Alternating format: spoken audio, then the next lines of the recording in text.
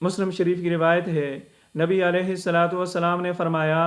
اما یخشى الذی یرفع رأسه قبل الامام ان یحول اللہ رأسه رأس حمار۔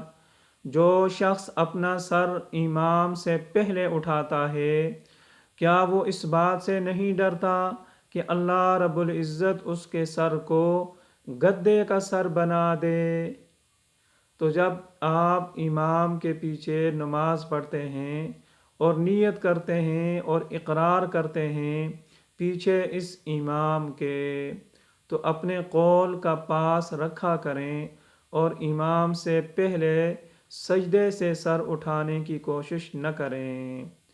ویسے بھی اللہ تعالیٰ نے نظام ایسا بنا رکھا ہے کہ آپ چاہے امام کو جتنا بھی حقیر سمجھیں اور 2 ٹکے کا سمجھیں، اور آپ چاہے کوئی منسٹر ہو یا کوئی بہت بڑا بزنس مین ہو یا کوئی بھی عہدیدار ہو، آپ اپنے جیتے جی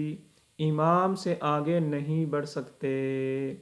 ہاں، ایک موقع ہے جب آپ امام سے آگے بڑھیں گے اور امام آپ کے پیچھے کھڑے ہو کر 4 تکبیریں پڑھے گا۔